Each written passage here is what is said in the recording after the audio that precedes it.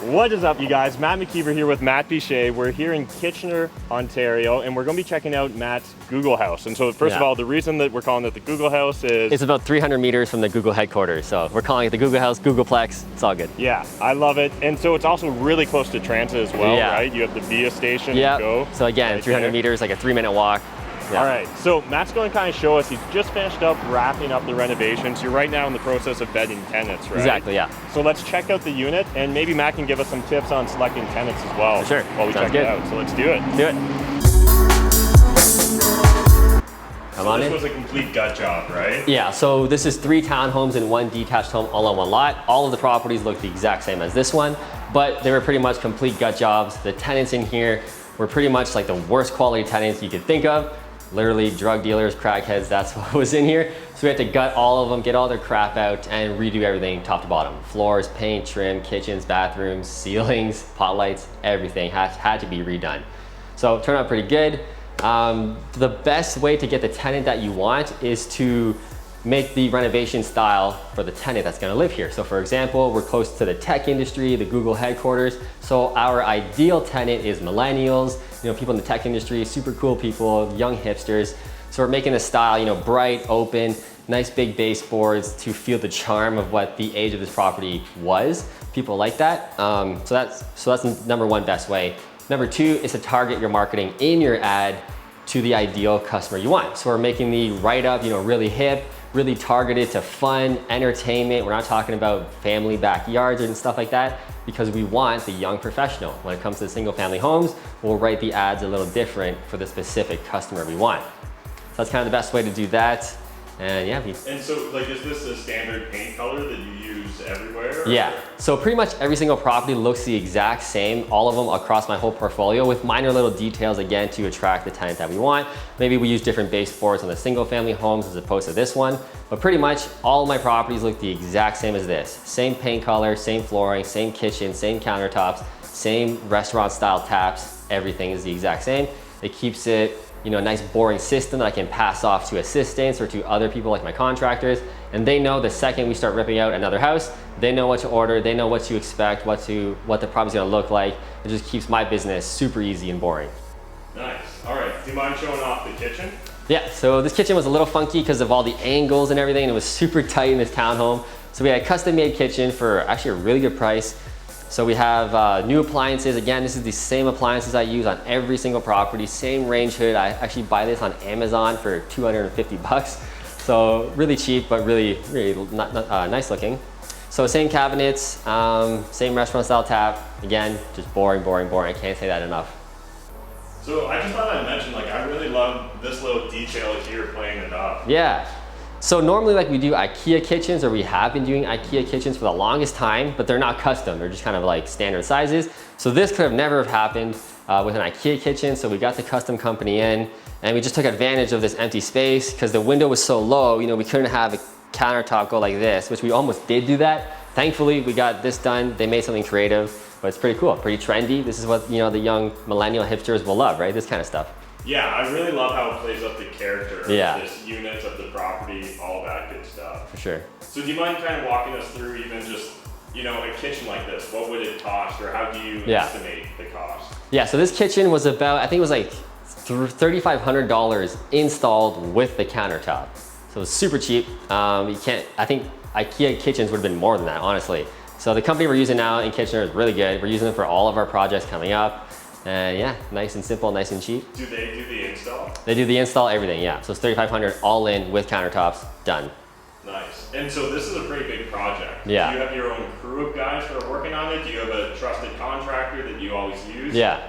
So a trusted contractor. We use them pretty much, I keep them busy all year long with all of our projects. We have a couple more closing like every single month. So I'm keeping them busy all year. If not, my clients are also closing on properties in the Kitchener-Waterloo region, so I'm passing them off to them. So what I always recommend is once you find a good contractor, which is really, really hard, keep them busy all year long. So they pretty much work for me almost exclusively, and it keeps it separate. I still keep them as a subcontractor. I've thought about, hiring my own employees, but I don't really want to get into all of that. So it's a good solution, just keep them as a subcontractor, but they pretty much work for me, which is great.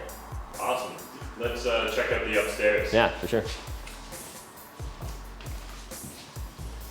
So the themes going through, the same color theme going through. These stairs had to be rebuilt, and actually all the units, they were just so old and dangerous. So we had all the stairs redone. This is the carpet I always use on all of our properties. So I like to use carpet on stairs just for safety. If we do have families with kids and they fall down the stairs, you know, it's a little safer, a little softer. Bathroom here was a complete gut. Layout was actually, I can't remember the specific layout. Oh yeah, the tub was right here with the window, so we don't want, you know, a tub in the window just for water damage and water penetration. So we actually shifted the whole layout over here, tiled everything top to bottom. These hexagon tiles are my favorite for floors. We use these in all of our properties, and our bathrooms pretty much look the exact same. We got floating IKEA cabinet vanities, the same mirror. In this case, we did pot lights, but we have the same vanity lights, just the system over and over again. Do you remember what would a bathroom like this set you back? This bathroom with the layout change and everything, it was probably around $5,000 to $6,000 for this whole bathroom, redone, tiled all the way up to the ceiling. Yeah. Awesome. And here we just took out all the doors, so the doors were all beat up. So new doors, new trim, new floors, new paint, just simple, easy stuff in these 3 bedrooms here. And we actually have a little loft up there. It's pretty cool, but just a nice open space. Looks the exact same as this.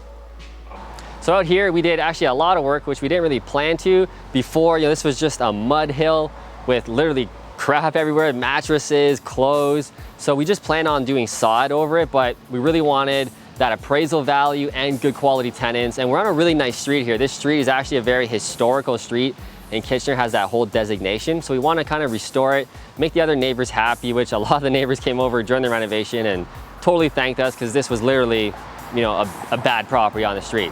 So we decided to step it up. We got the armor stone all in the front here with all the river rocks, took away all the grass, and then also planted some plants, you know, some black mulch, just really tidied it up with all the paint we did on the front as well. This building was bright canary yellow, which is so random. So we moderned it up. We got the dark gray accents with the light gray. We're bringing it into 2019, right? So we pretty much changed everything, and I think it turned out really good. It was a good decision to do all of this. I think all of this landscaping was about $7,000 for this whole front, like super cheap, super easy. Rocks are very cheap. We just got the guy in to dump it. We just raked them around, and it just totally changed the whole property, right? So you really want to focus on curb appeal as well when it comes to valuation, and especially for getting a high quality tenant. Your tenants care what their house looks like. When they walk up to the house, they want to feel the warm and fuzzies. So we made it look really nice, and it's working out. We're getting good quality tenants coming in. Yeah, I love how low maintenance it is too. Like that's a Yeah. huge thing for a That rental. is shocking that this was 7. Yeah, that's the other thing is the maintenance. We don't want a landscaper coming here to, you know, cut the grass every month or every couple of weeks. So this is another reason why we went with the rocks, kind of like the Arizona look in Kitchener. We don't want landscapers coming here. We don't want to pay for that. The only thing we're paying for is the snow removal in the parking lot. The tenants are still responsible for shoveling their stairway, their deck. They're still responsible for that. So it's a very, very low cost, and we're maximizing cash flow that way. Awesome. All right, I'm just gonna switch up a little bit. So seeing how this is like not just 3 townhouses, but there's a whole nother house. Yeah. Let's check out the other. Let's go check that out, yeah. So this is the detached home. This is where actually the seller lived. Again, we gutted it completely, brought it up to the same style, same exact renovation and color scheme, just replicated a little bit bigger in here. We got more space, so we're getting more rent, and this is attracting definitely a family, whereas opposed to townhomes are probably gonna be young millennials, younger people. And again, we went with the pot lights throughout. So normally we don't do the pot lights, but because this renovation was so extensive, so much damage, you know, doing everything over again, we said we might as well put pot lights in, big deal.